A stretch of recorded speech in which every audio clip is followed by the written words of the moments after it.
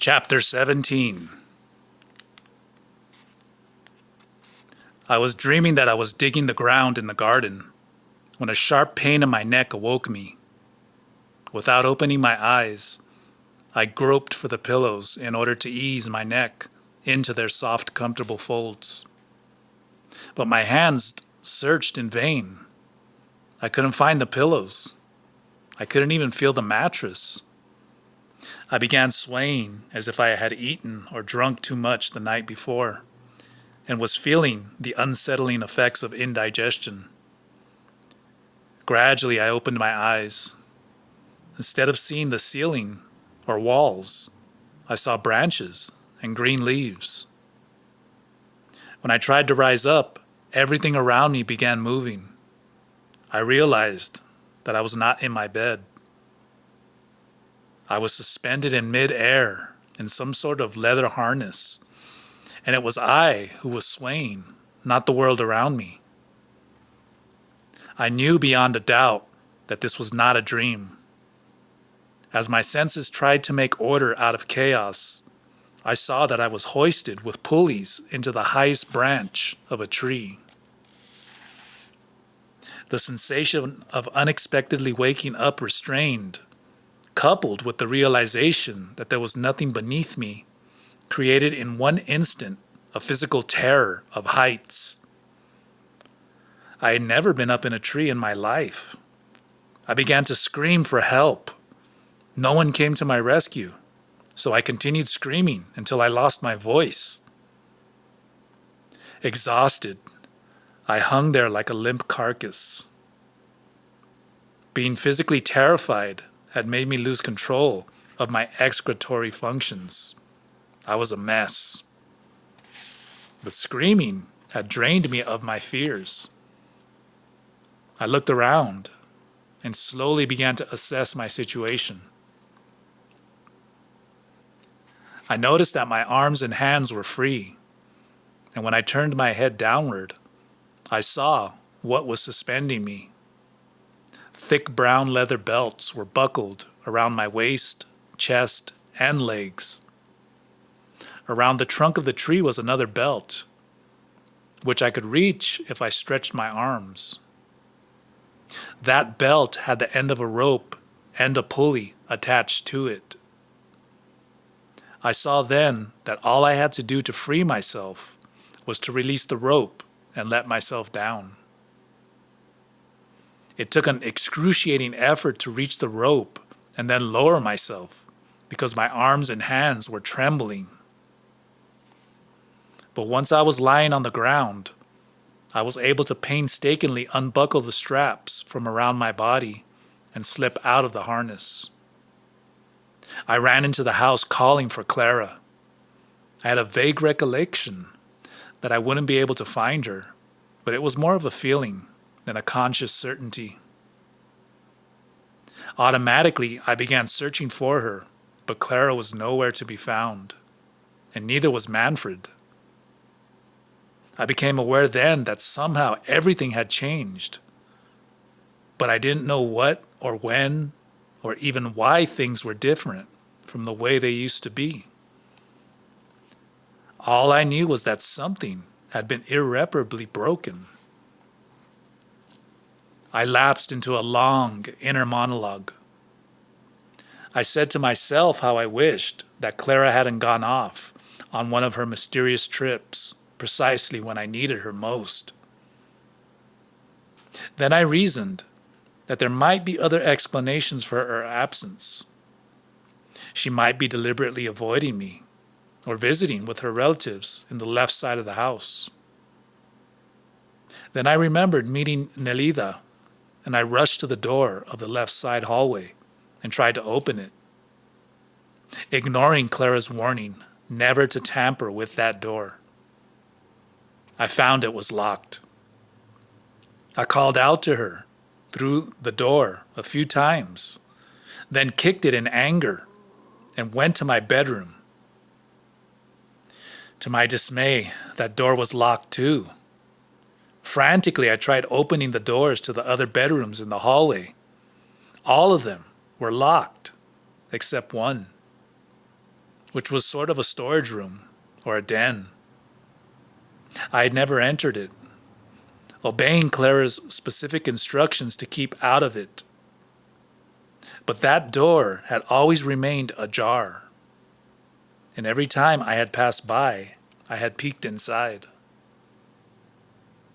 This time I went in, calling out for Clara and Nelita to show themselves.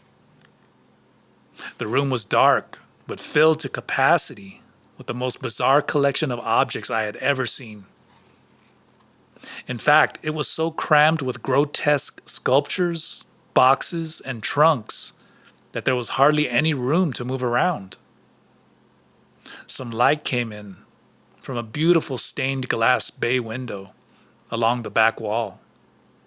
It was a mellow glow that cast eerie shadows on all the objects in the room. It made me think that this was the way storage rooms of elegant but no longer in service ocean liners that have cruised the world over must look like.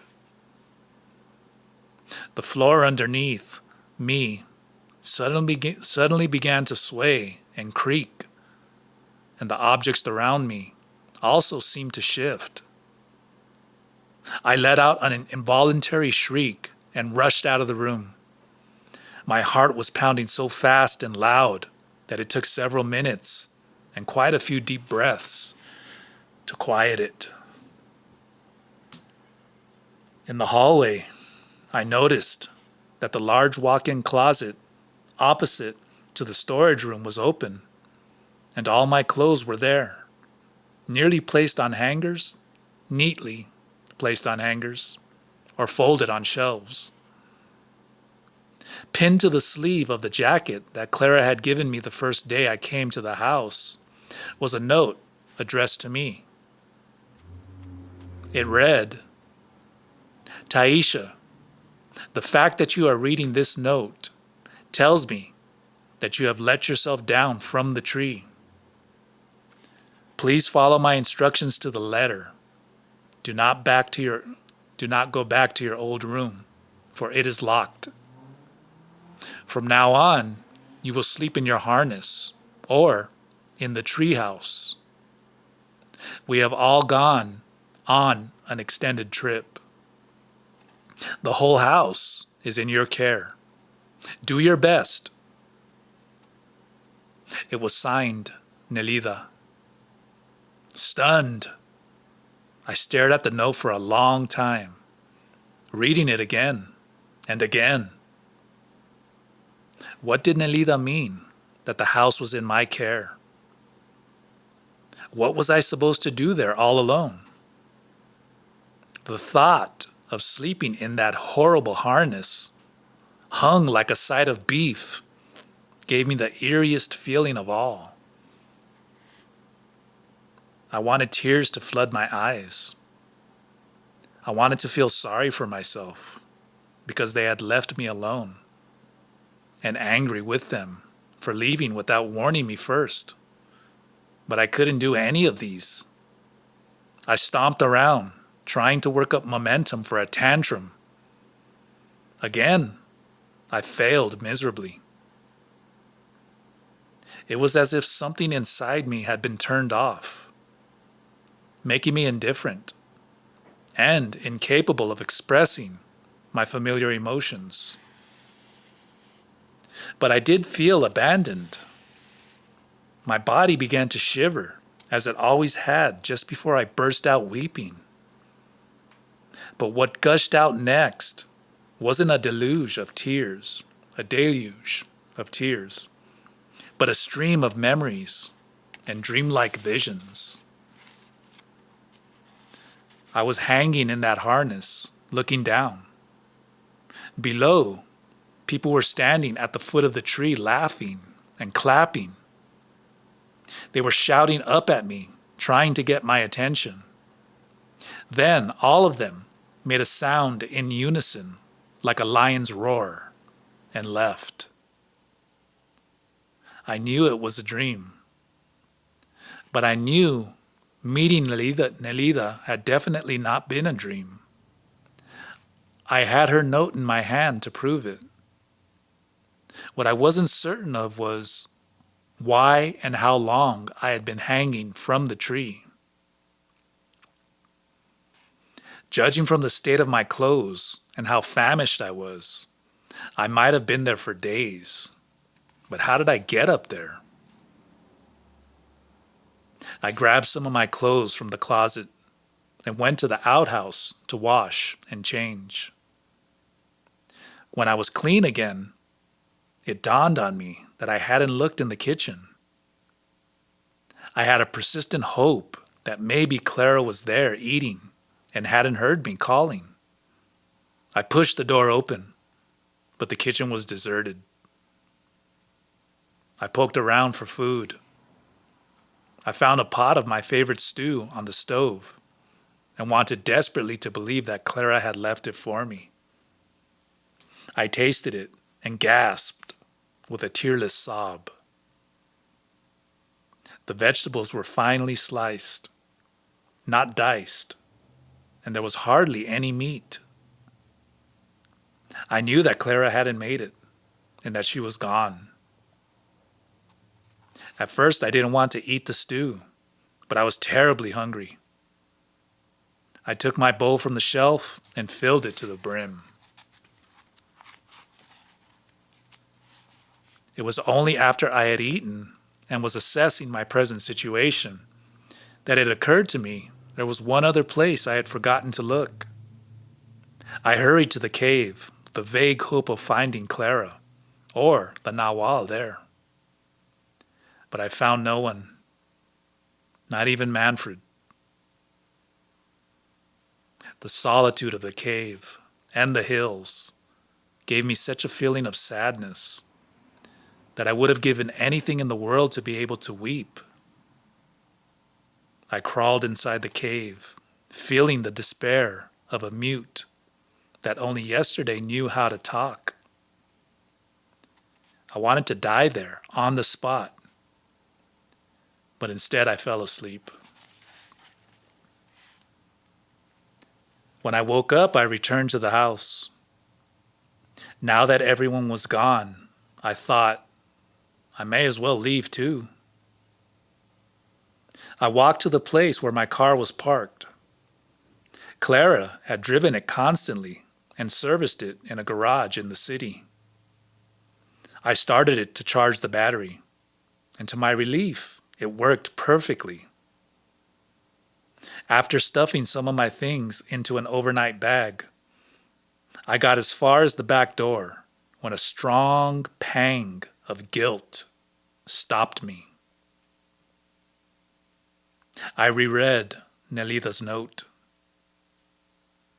In it, she had asked me to take care of the house. I couldn't just abandon it. She had said to do my best. I felt that they had entrusted me with a particular task, and I had to stay, even if it was only to find out what that task was. I put my things back in the closet and lay down on the couch to take stock of myself. All the screaming I had done had definitely irritated my vocal cords. My throat was terribly sore. But other than that, I seemed to be in good physical condition. Shock, fear, and self-pity had passed. And all that was left was the certainty that something monumental had happened to me in that left hallway. But try as I couldn't remember what happened after I had stepped over the threshold. Aside from these fundamental concerns, I also had one serious, immediate problem. I wasn't certain how to start the wood-burning stove. Clara had demonstrated over and over how to do it, but I just couldn't get the knack of it. Perhaps because I never expected that I would have to start it myself. One solution that occurred to me was to keep the fire burning by feeding it all night. I rushed to the kitchen. to place more wood on the fire before it went out. I also boiled more water and washed my bowl with some of it. The rest of the water I poured into the limestone filter, which looked like a thick, inverted cone.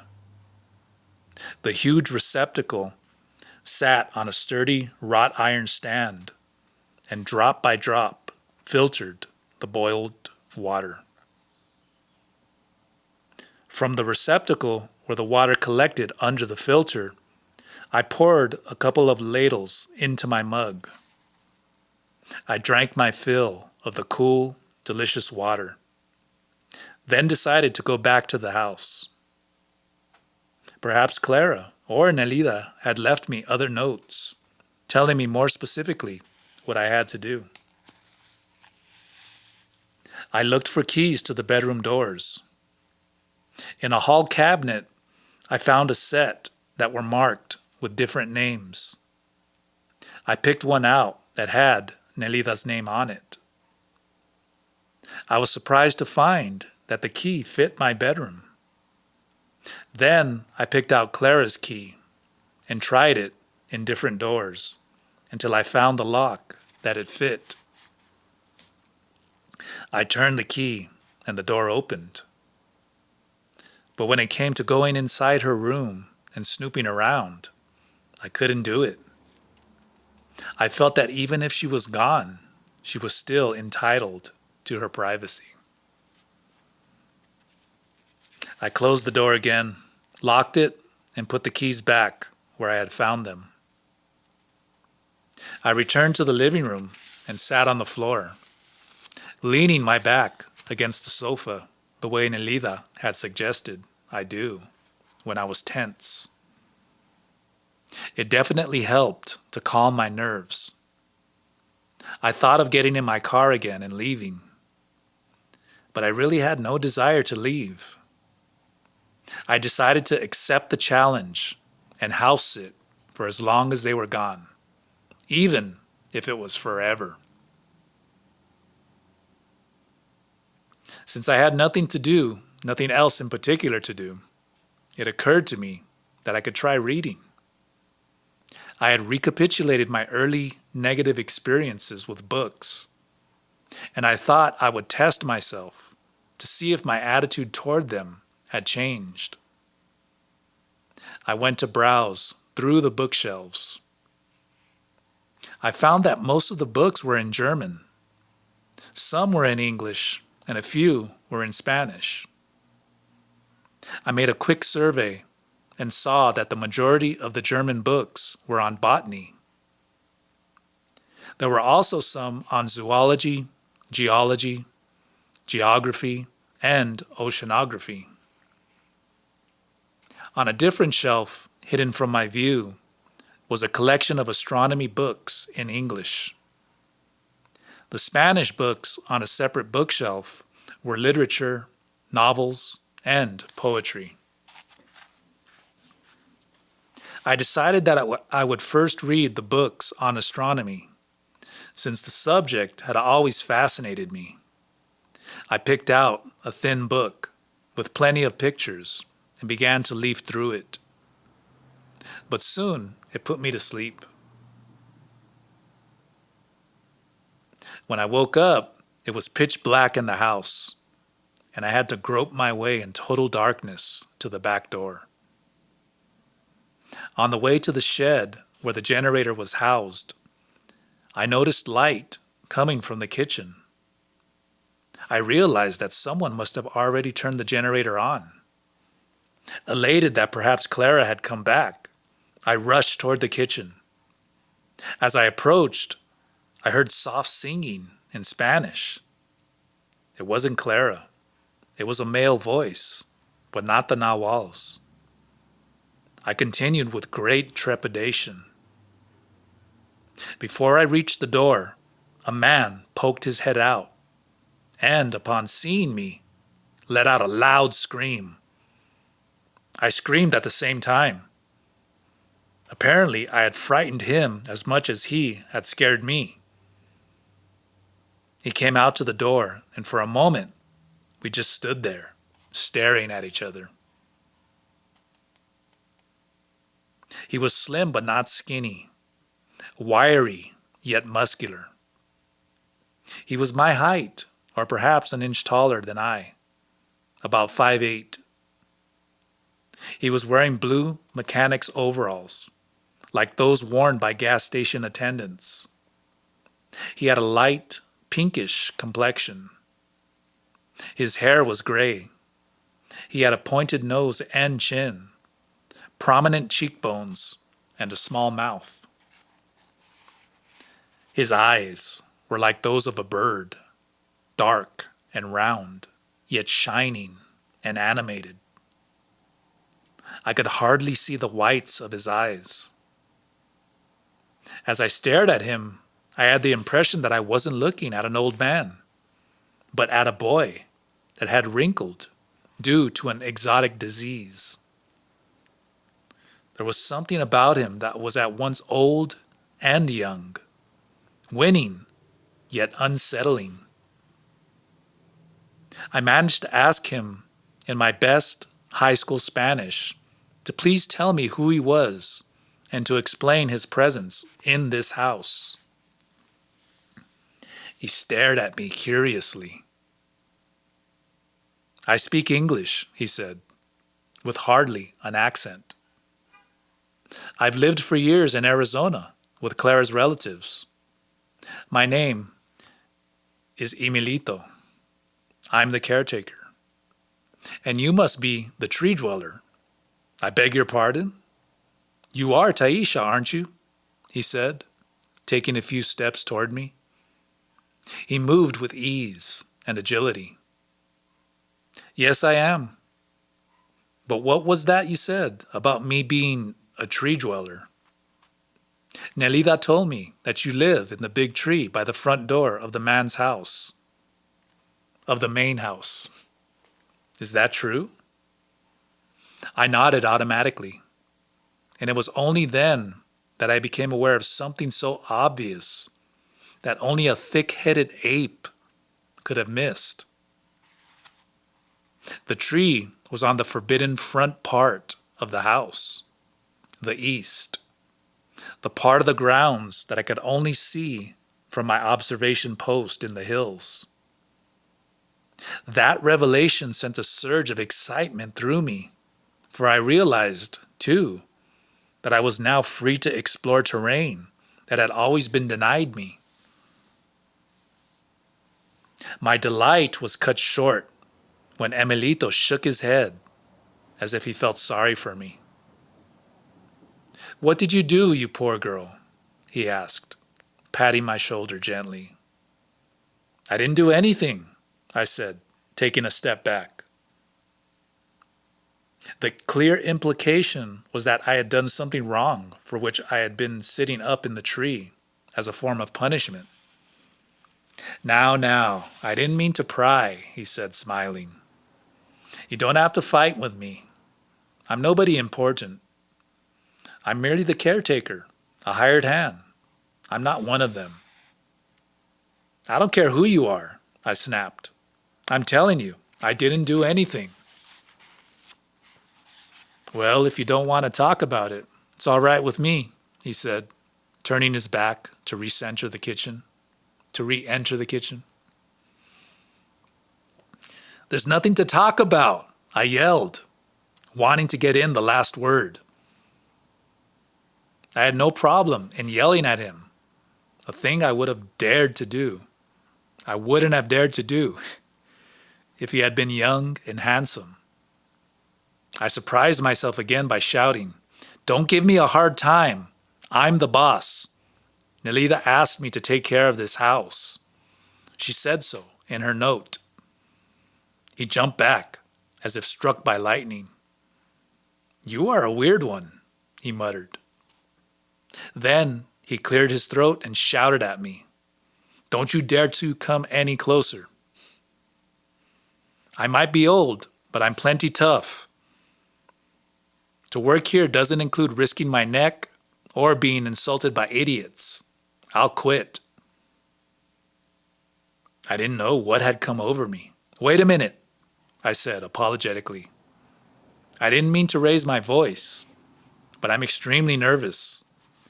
Clara and Alida left me here without any warning or explanation. Well, I didn't mean to shout either, he said, in the same apologetic tone I had used. I was only trying to figure out why they strung you up before they left. That's the reason I asked you if you had done something wrong. I didn't mean to pry. But I assure you, sir, I didn't do anything. Believe me. Why are you a tree dweller then? These people are very serious. They wouldn't do this to you just for the hell of it. Besides, it's obvious that you are one of them. If Nelida leaves you notes saying to take care of the house, you have to be buddy-buddy with her. She doesn't give the time of the day to anyone. The truth is, I said, that I don't know why they left me in the tree. I was with Nelida in the left side of the house, and then the next thing I knew, I woke up with my neck bent all out of shape and hanging from that tree. I was terrified. Remembering my anguish upon finding myself alone with everyone gone, I couldn't help becoming agitated again. I began to shake and sweat right in front of this strange man. You were in the left side of the house? His eyes widened. The surprise on his face seemed genuine. For an instant I was there, but then everything went black, I said. And what did you see? I saw people in the hallway, lots of them. How many would you say? The hallway was full of people, maybe 20 or 30. That many, huh? How strange. Why is that strange, sir? Because there weren't that many people in the whole house. There were only 10 people here at that time. I know, because I'm the caretaker. What does this all mean? I'll be damned if I know. But to me, it seems that there is something very wrong with you. My stomach knotted as a familiar cloud of doom settled over me. It was the exact sensation I had had as a child in the doctor's office when they found out I had mononucleosis. I had no idea what that was, but I knew I was done for. And from the grim looks on everyone's face, they seemed to know it too. When they were going to give me a shot of penicillin, I screamed so hard that I fainted. Now, the caretaker said gently. There's no use in being so upset. I didn't mean to hurt your feelings. Let me tell you what I know about that harness. Maybe it'll make things clear for you. They use it when the person they are treating is, well, a bit of his or her rocker, if you know what I mean. A bit off his or her rocker. What do you mean, sir? Call me Emilito, he said, smiling. But please don't call me sir. Or you can refer to me as the caretaker, just as everyone refers to John Michael Abelar as the Nawal. Now, let's go into the kitchen and sit at the table where we can talk more comfortably. I followed him into the kitchen and sat down. He poured warm water he had heated on the stove into my mug and brought it to me. Now, about the harness, he began, sitting down on the bench opposite me. It's supposed to cure mental maladies, and they usually put people in it after they've gone off the deep end. But I'm not crazy, I protested. If you or anyone else is going to insinuate that I am, I'm leaving. But you must be crazy, he reasoned. That does it. I'm going back to the house. I stood up to leave. The caretaker stopped me. Wait, Taisha. I didn't mean to say that you're crazy. There may be another explanation, he said in a conciliatory tone. These people mean very well. They probably thought that you should reinforce your mental power while they are away. Not cure you from a mental disease. That's why they put you in that harness. It's my fault for jumping to the wrong conclusion. Please accept my apologies. I was more than willing to let bygones be bygones, and sat down at the table again. Besides, I needed to be on good terms with the caretaker, because he obviously knew how to light the stove. Also, I didn't have the energy to continue feeling offended. And at this point, I felt he was right. I was crazy. I just didn't want the caretaker to know it. Do you live nearby, Emilito? I asked, trying to sound at ease. No, I live here in the house. My room is across the hall from your closet. You mean you live in that storage room full of sculptures and things? I gasped. And how do you know where my closet is? Clara told me, he replied with a grin. But if you live here, how come I've never seen you around? Ah, that's because you and I obviously keep different hours. To tell you the truth, I've never seen you either. How is that possible, Emilito? I've been here for over a year. And I've been here for 40 years, on and off. We both laughed out loud at the absurdity of what we were saying. What I found unsettling was that at a very deep level, I knew that it was this person's presence I had so often sensed in the house. I know, Emilito, that you have been watching me, I said bluntly. Don't deny it, and don't ask me how I know it. What's more, I also know that you knew who I was when you saw me outside the kitchen door. Isn't that so? Emilito sighed and nodded. You're right, Taisha. I did recognize you. But you still gave me a genuine fright. But how did you recognize me? I've been watching you from my room, but don't get angry. I never thought that you would feel me watching you. My humble apologies if I made you feel uncomfortable. I wanted to ask him why he had been watching me. I hoped that he would say that he found me beautiful, or at least interesting. But he cut our conversation short and said that since it was dark, he felt obliged to help me hoist myself up into the tree. Let me make a suggestion, he said. Sleep in the treehouse instead of the harness. It's a thrilling experience. I, too, once was an occupant of that treehouse for an extended stay, although it was quite a long time ago. Before we left, Emilito served me a bowl of delicious soup and a stack of flour tortillas.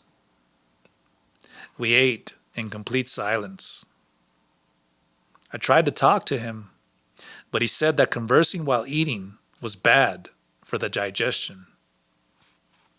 I told him that Clara and I always chatted endlessly during our meals. Her body and mine aren't even remotely alike, he muttered. She's made of iron, so she can do anything she wants to her body. I, on the other hand, can't take any chances with my puny little body, and neither can you. I liked him for including me among the little bodies, although I had hoped what he meant was that I was frail rather than puny. After dinner, he walked me very solicitously through the main house to the front door. I had never been in that section of the house, and I deliberately slowed my pace, trying to take in as much of it as I could.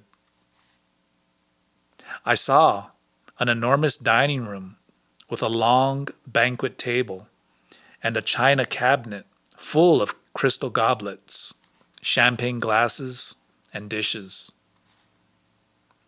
Next to the dining room was a study.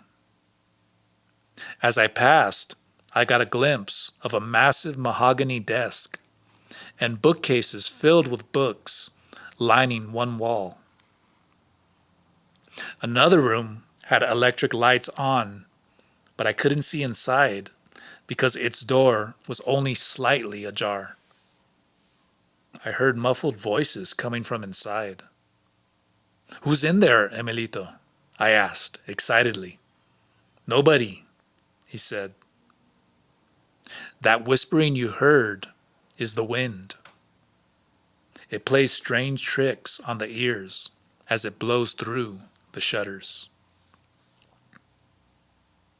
I gave him a "who are you kidding" stare, and he gallantly opened the door for me to look inside.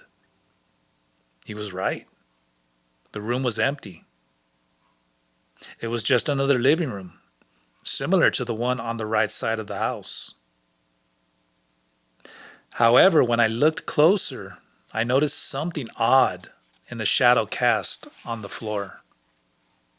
A shudder went through me, for I knew the shadows were wrong. I could have sworn that they were agitated, shimmering, dancing, but there was no wind or movement in the room. In a whisper, I told Emilito what I noticed. He laughed and patted me on the back. "You sound exactly like Clara," he said. "But that's good. I'd be worried if you sounded like Nelida.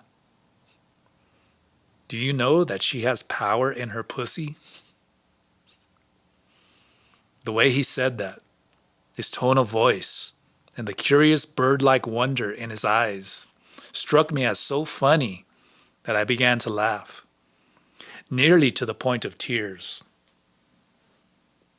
My laughter vanished as suddenly as it had begun, as if a switch inside me had been turned off. That worried me.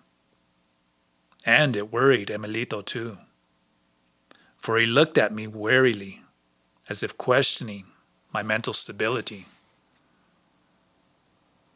He unlatched the main door and led me out front where the tree was. He helped me put on the harness and showed me how to use the pulleys to hoist myself up in a sitting position.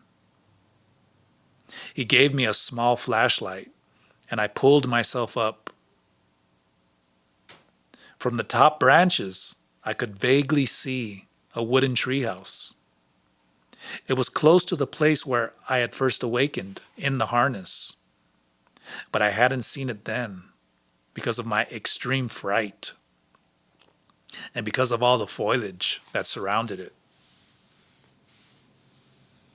From the ground, the caretaker beamed his flashlight directly onto the structure and yelled up after me, "There's a maritime flashlight inside, Taisha, but don't use it too long.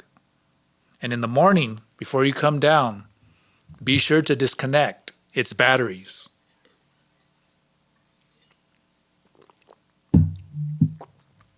He held his flashlight in place until I crawled onto a small landing in front of the treehouse and finished unhooking the harness. "Good night, I'm leaving now," he called up. "Pleasant dreams." I thought I heard him chuckling as he moved his beam of light away and headed for the main house. I entered the treehouse using my own weak flashlight, and I searched for what he called the maritime flashlight. It was a huge light that was fixed to a shelf. On the floor, there was a large square battery in a casing nailed to the boards. I connected it to the light and turned it on. The treehouse was one tiny room with a small raised platform that served as both a bed and a low table. It had a sleeping bag rolled up on top of it. The structure had windows all around, with hinged shutters that could be propped open by thick sticks that lay on the floor. In the corner of the room was a chamber pot that fit inside the basket that had a lid attached to one side. After this cursory examination of the room, I disconnected the big flashlight and crawled into the sleeping bag. It was absolutely dark. I could hear the crickets and the hum of the stream in the distance. Nearby, the wind rustled the leaves and gently rocked the whole house. As I listened to the sounds, unknown fears began to enter my awareness, and I fell prey to physical sensations I had never felt before. Total darkness distorted and masked the sounds and movements so thoroughly that I felt them as if they were coming from inside my body. Every time the house shook, the soles of my feet tingled. Whenever the house creaked, the inner part of my knees twitched, and the back of my neck popped whenever a branch snapped. Then fear entered my body as a tremor in my toes. The vibration rose to my feet and then to my legs until my entire lower body, shook out of control. I became drowsy and disoriented. I didn't know where the door or the flashlight were. I began to feel the house tilting. It was barely perceptible at first, but it became more noticeable until it seemed that the floor was inclined at a 45-degree angle. I let out a scream as I felt the platform tilt even more. The thought of having to hoist myself down petrified me.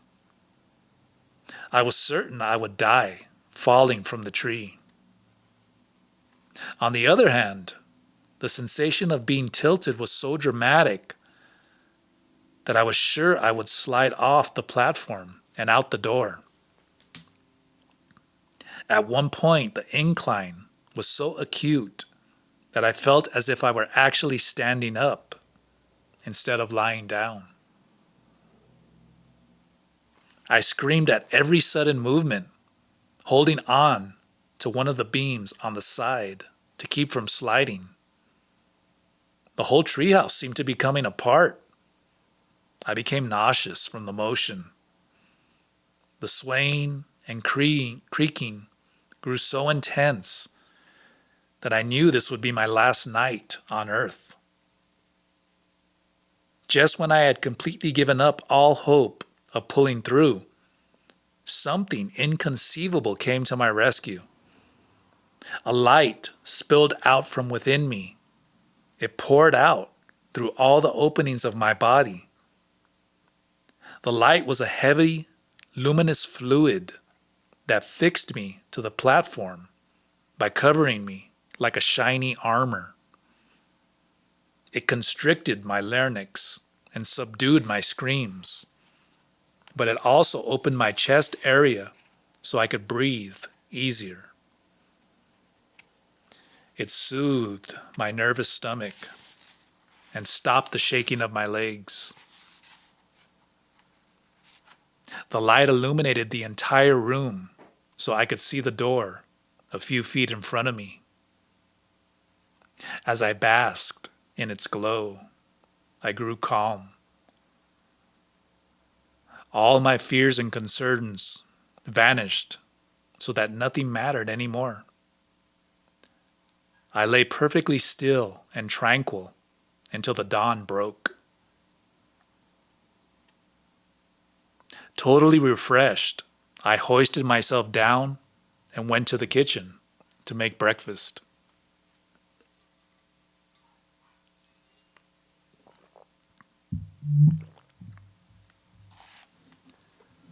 Chapter 18. I found a plate of tamales on the kitchen table. I knew that Emilito had prepared them, but he wasn't anywhere in sight. I poured some water into my mug and ate all the tamales, hoping that the caretaker had already had his breakfast. After I washed the plate, I went to work in the vegetable garden, but I tired easily. I'd made myself a nest of leaves under a tree, the way Clara had showed me, and sat on it to rest. For a while, I watched the swaying branches of the tree across from me, and the motion of those branches brought me back to my childhood. I must have been 4 or 5 years old. I was grabbing onto a handful of willow branches. It wasn't that I was remembering it. I was actually there. My feet were dangling beneath me, barely touching the ground. I was swinging. I screamed with delight as my brothers took turns pushing me. Then they jumped up to grab higher branches, bringing their knees up. They swung back and forth, putting their feet down only to push off the ground to gain momentum for another ride. As soon as it ended, I breathed in everything I was reliving: the joy, the laughter, the sounds, the feelings I had for my brothers. I swept the past away with a turning motion of my head. Gradually, my eyelids grew heavy. I slumped down on my nest of leaves and fell into a sound sleep. I was awakened by a sharp poke in my ribs. The caretaker was nudging me with a walking stick. "Wake up, it's early afternoon," he said.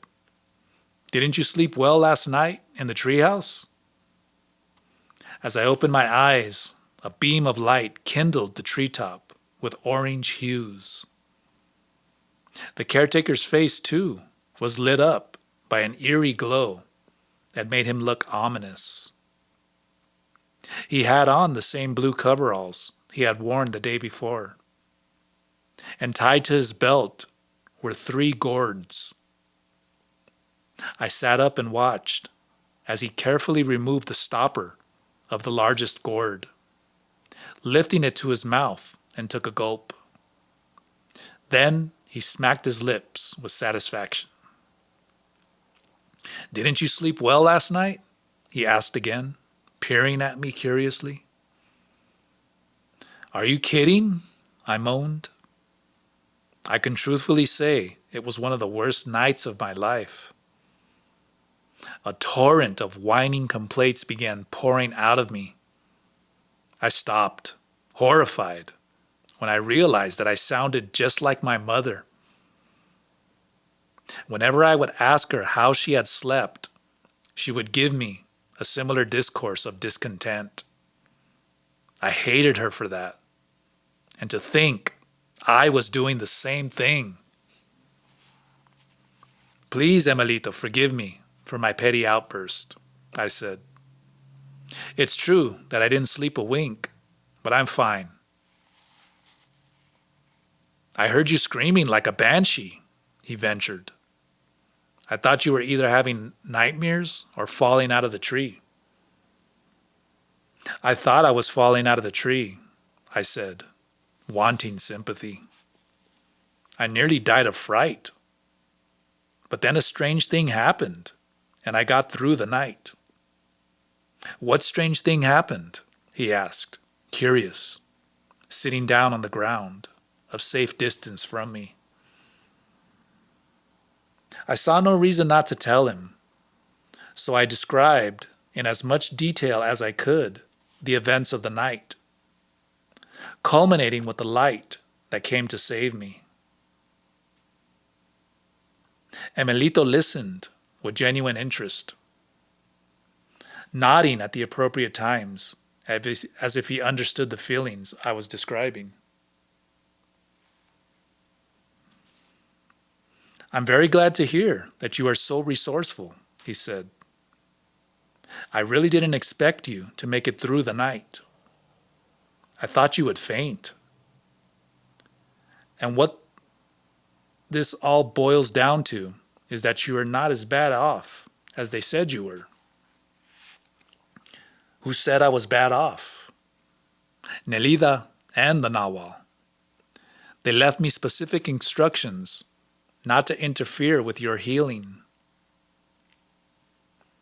That's why I didn't come to help you last night, even though I was greatly tempted, if for no other reason than to get some peace and quiet. He took another gulp from his gourd. Do you want to take a swig? He offered, holding it out for me to take. What's in the gourd? I asked, wondering if it was liquor, in which case I wouldn't have minded a sip. He hesitated for a moment. Then he turned the gourd upside down and gave it a few strong shakes.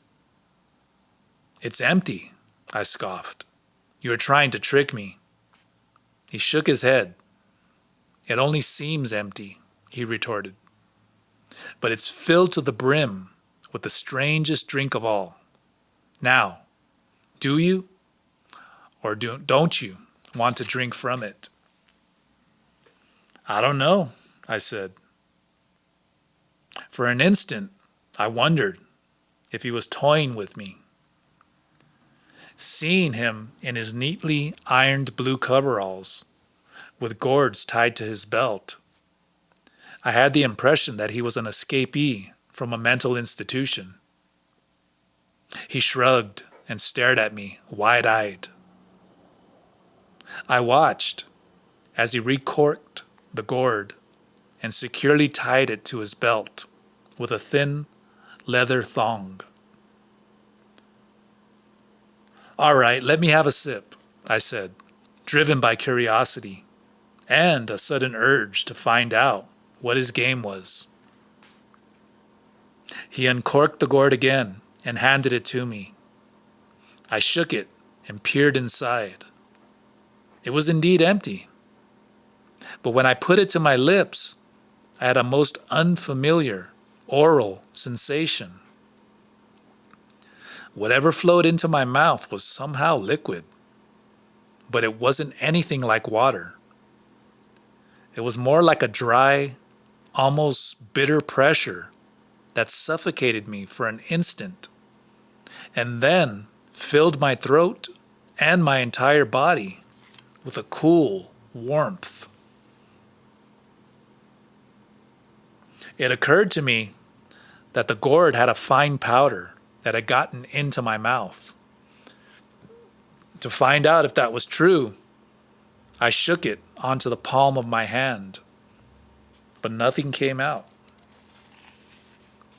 There's nothing in the gourd that the eyes can see, the caretaker said, noting my surprise. I took another imaginary sip and was jolted nearly out of my shoes.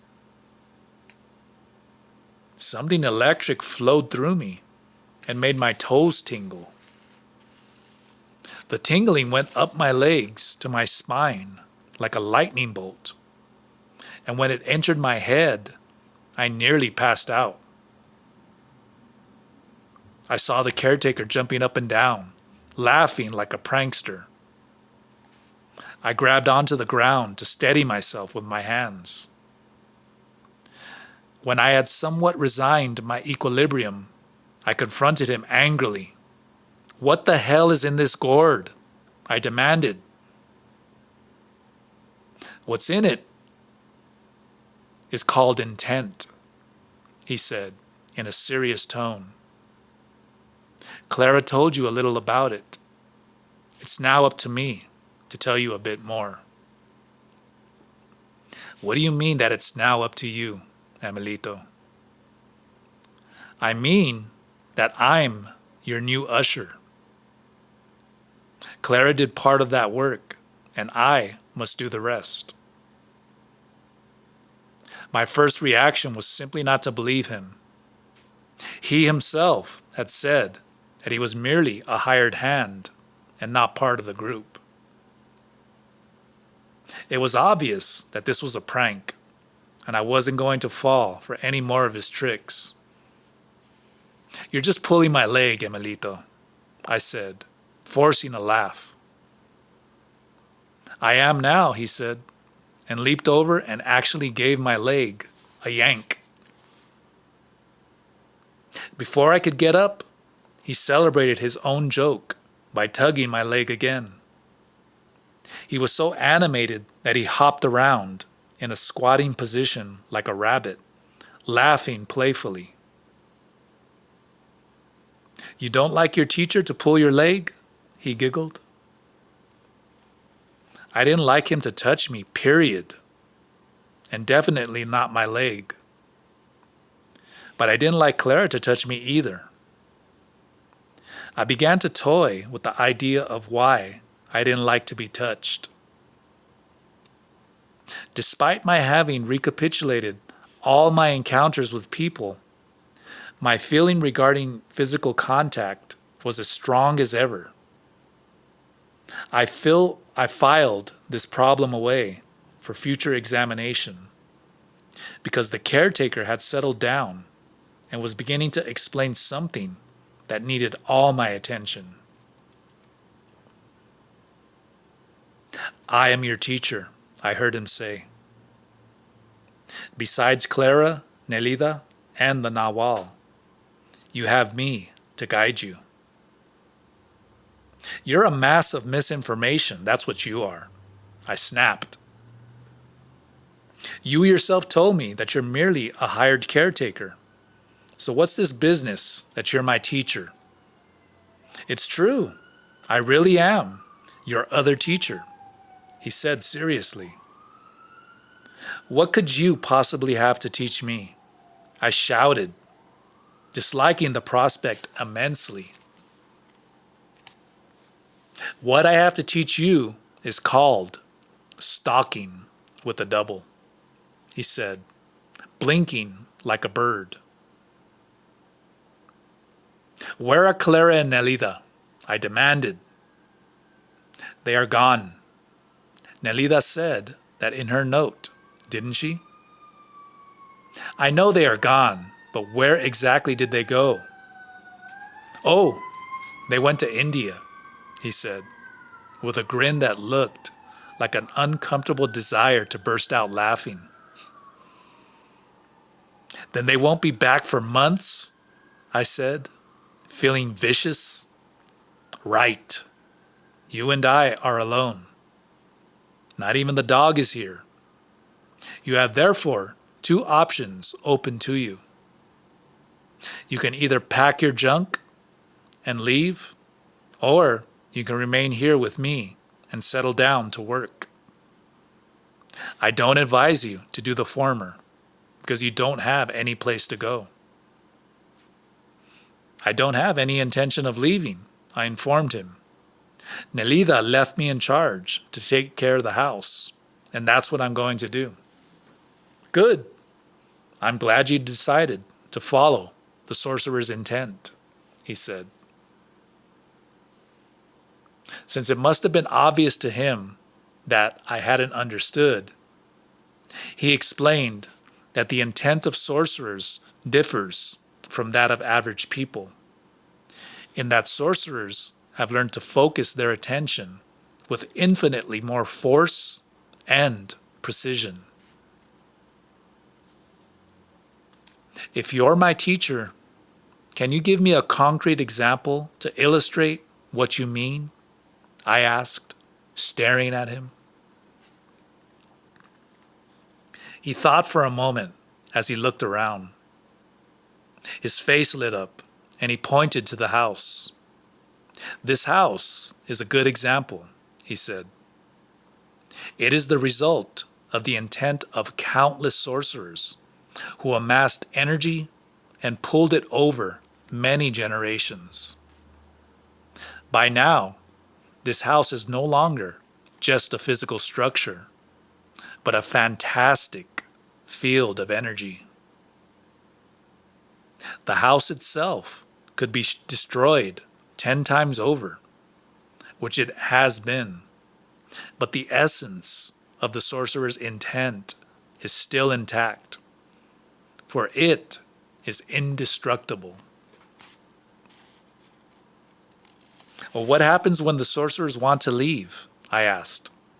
Is their power trapped here forever? If the spirit tells them to leave, Emilito said, they are capable of lifting off the intent from the present spot where the house stands and placing it somewhere else.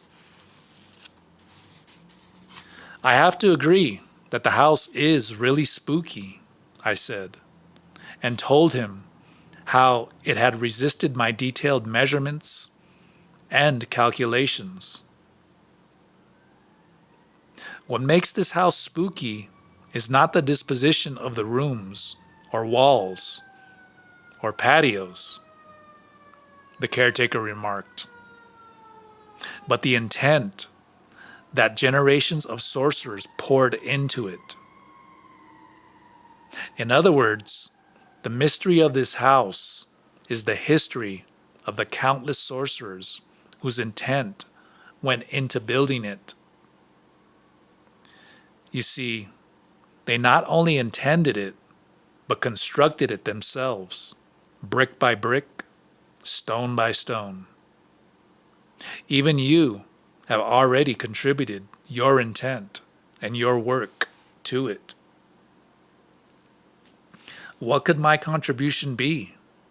I asked, sincerely taken aback by Emilito's statement. You can't possibly mean that crooked garden path I laid. No one in his right mind could call that a contribution, he said, laughing. No, you've made a few others.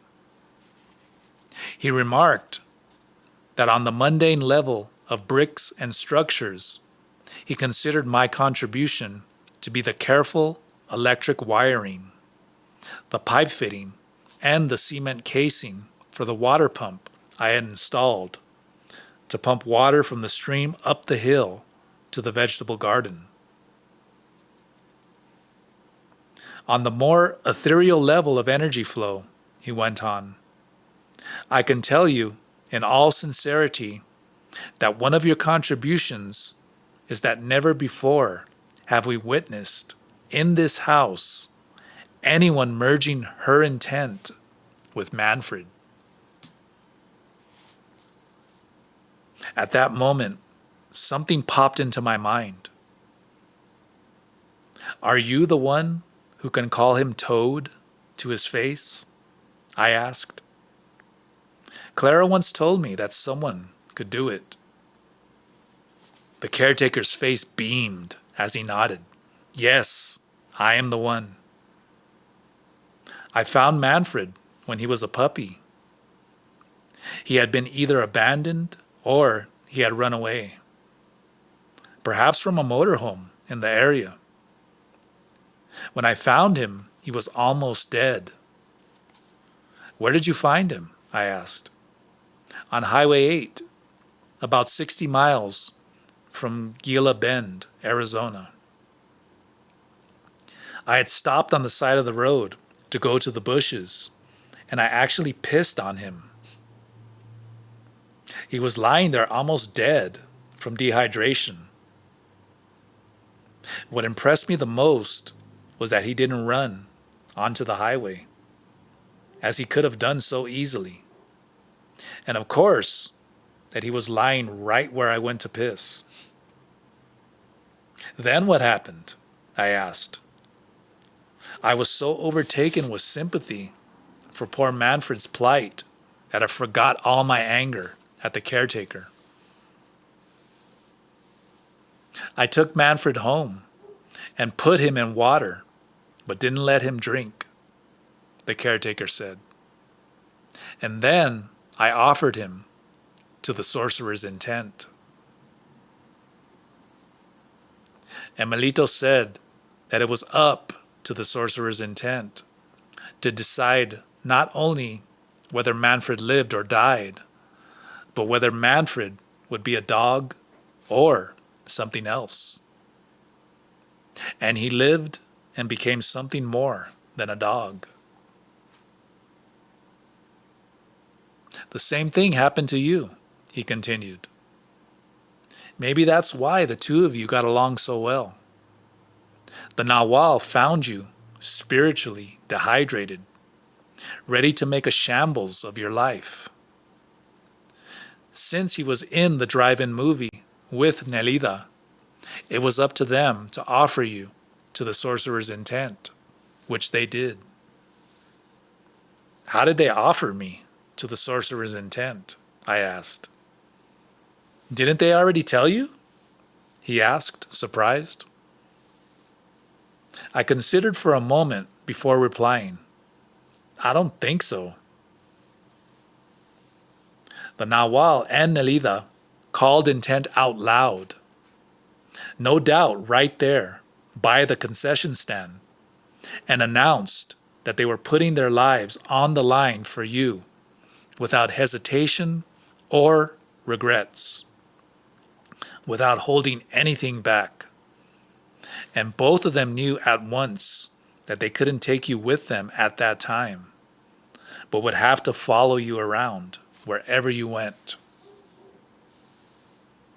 So you can say now that the sorcerer's intent took you in. The Nawal's and Nelida's invocation worked. Look where you are, talking to yours truly. He looked at me to see if I was following his argument. I stared back with a silent plea for a more precise elucidation of the sorcerer's intent. He shifted to a more personal level and said that if he would take all the things I had said to Clara about myself as an example of intending, he would conclude that my intent is one of total defeat. I had, in a sustained fashion, always intended to be a crazy, desperate loser. Clara told me everything you told her about yourself, he said, clicking his tongue. For instance, I would say that you jumped into that arena in Japan not to demonstrate your martial arts skills, but to prove to the world that your intent is to lose. He pounced on me, saying that everything I did was tainted by defeat. Therefore, the most important thing I had to do now was to set up a new intent. He explained that this new intent was called Sorcerer's Intent because it isn't just the intent of doing something new, but the intent of joining something already established.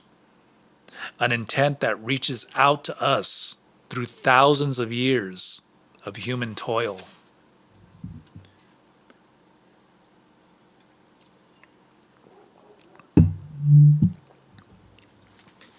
He said that in the sorcerer's intent, there wasn't room for defeat.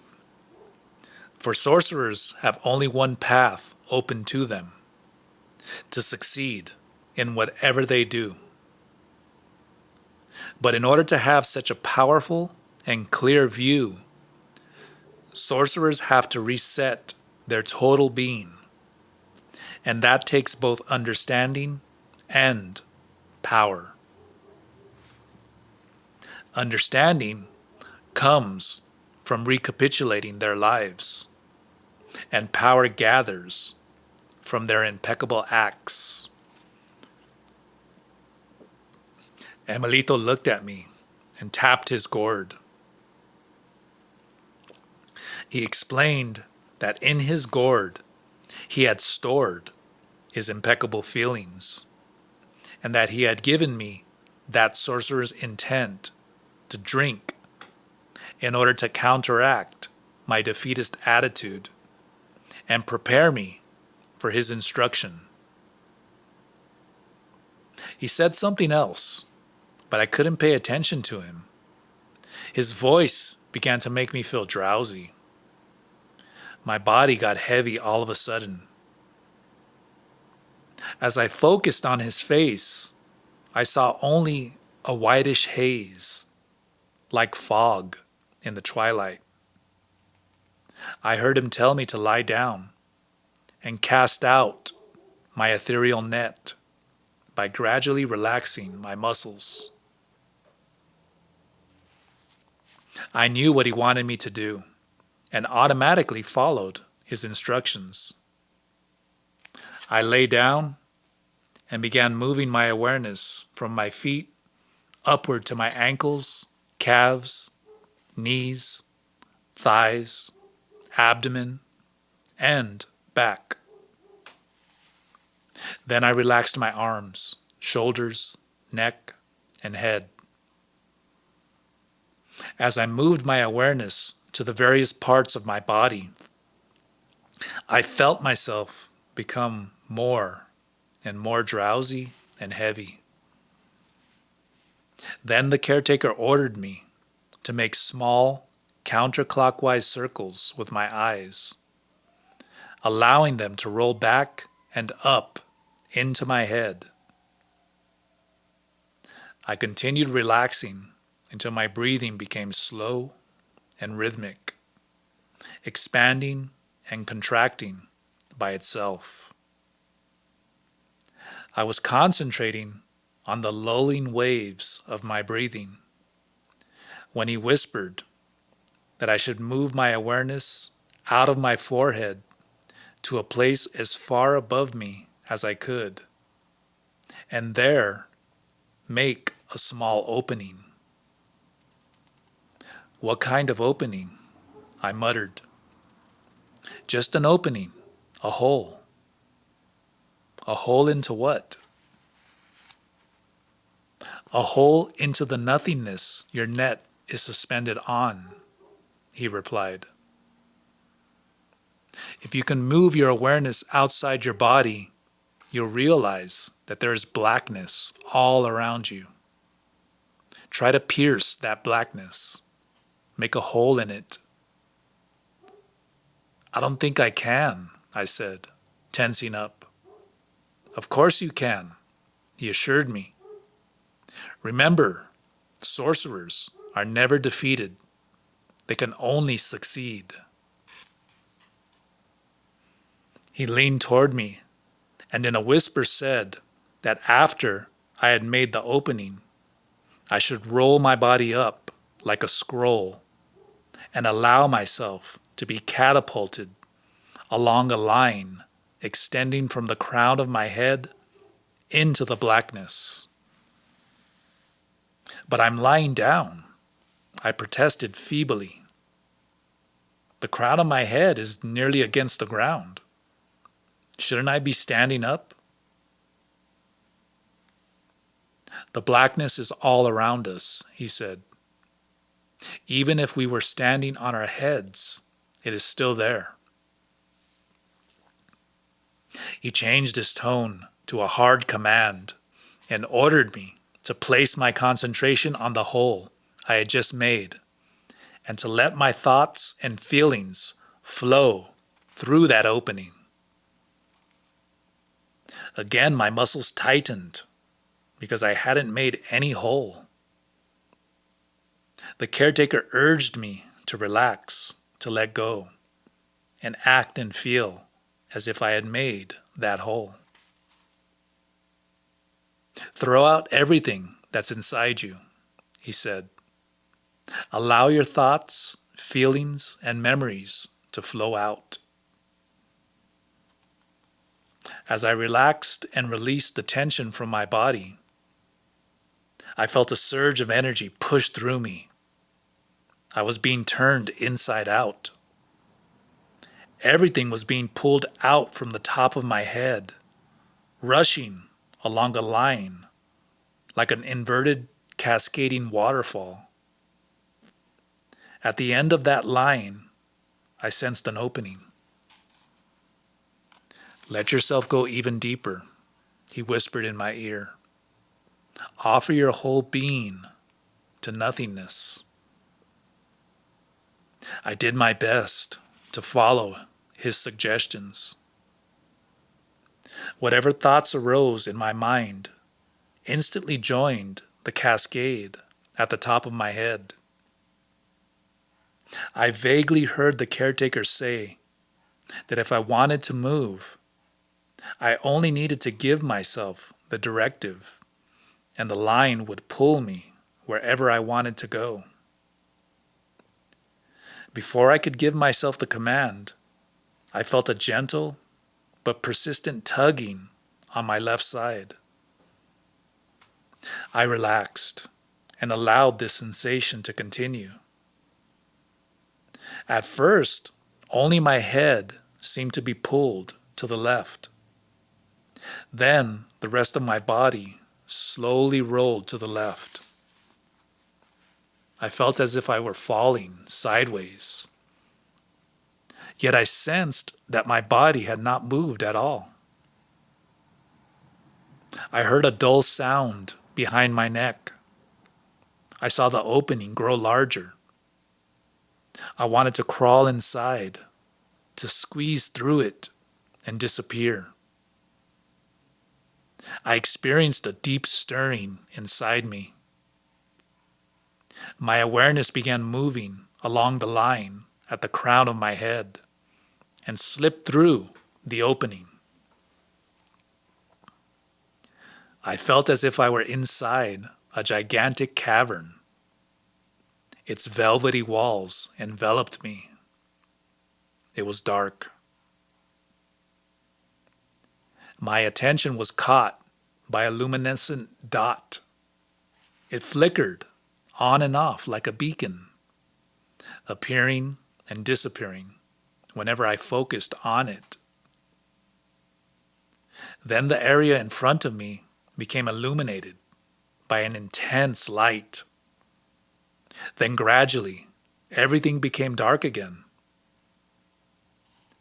My breathing seemed to cease altogether, and no thoughts or images disturbed the blackness. I no longer felt my body. My last thought was that I had dissolved.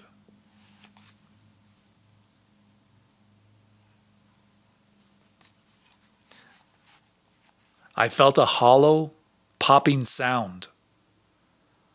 My thoughts returned to me all at once, tumbling down on me like a mountain of debris. And with them came the awareness of the hardness of the ground, the stiffness of my body, and some insect biting my ankle. I opened my eyes and looked around.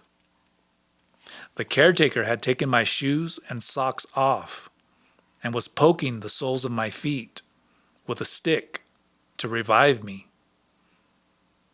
I wanted to tell him what had happened, but he shook his head. Don't talk or move until you're solid again, he warned. He told me to close my eyes and breathe with my abdomen. I lay on the ground until I felt I had regained my strength. Then I sat up and leaned my back against a tree trunk. You opened a crack in the blackness, and your double slid to the left and then went through it, the caretaker said, before I had asked him anything. I definitely felt a force pulling me, I admitted, and I saw an intense light. That force was your double coming out, he said, as if he knew exactly what I was referring to.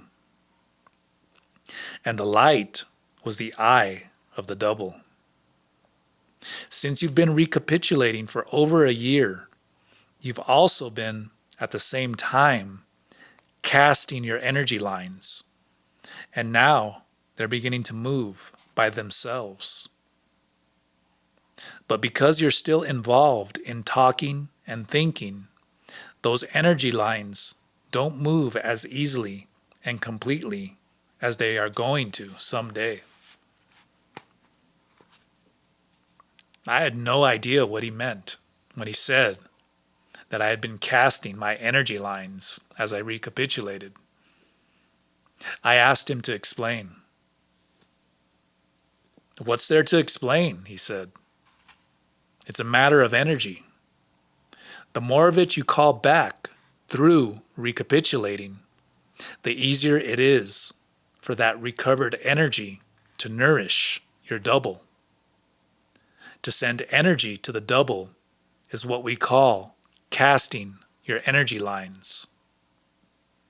Someone who sees energy will see it as lines coming out of the physical body. But what does that mean to someone like me who doesn't see? The greater your energy, he explained, the greater your capacity to perceive extraordinary things. I think what has happened to me is that the greater my energy becomes, the crazier I get, I said, without trying to be facetious. Don't run yourself down in such a casual manner, he remarked. Perception is the ultimate mystery because it's totally unexplainable. Sorcerers as human beings are perceiving creatures, but what they perceive is neither good nor evil. Everything is just perception. If human beings, through discipline, can perceive more than is normally permitted, more power to them. Do you see what I mean? He refused to say one more word about it. Instead, he took me through the house, then out the front door to my tree. He pointed to the top branches and said that because this particular tree had living quarters in it, it was equipped with a lightning rod. In this area, lightning is sudden and dangerous, he said. There are lightning storms even without a drop of rain. So when it does rain, or when there are too many cumulonimbus clouds in the sky, go to the treehouse. When there are too many, what in the sky? I asked. Emilito laughed and gently patted me on the back. When the Nahual Julian put me in a treehouse, he told me the same thing. But at the same time, I didn't dare to ask him what he meant. And he didn't tell me either. I found out much later that he meant thunderclouds. He laughed at my look of dismay. Is there any danger of lightning striking the tree? I asked. Well, there is, but your tree is safe, he replied. Now, get up there while it's still light. Before I hoisted myself up, he gave me a sack of walnuts that were cracked, but not shelled. He said that if I had to be a tree dweller, I had to eat like a squirrel, little bits at a time, and nothing at night. That was fine with me, I told him, because I never really liked to eat anyway. Do you like to shit? He asked, chuckling. I hope not. For the worst part about living in a treehouse is when you have to evacuate your bowels. Human excrement is difficult to deal with. My philosophy is that the less you have of it, the better off you are. He found his statement so utterly funny that he doubled over laughing. Still chuckling, he turned around and left me to ponder over his philosophy.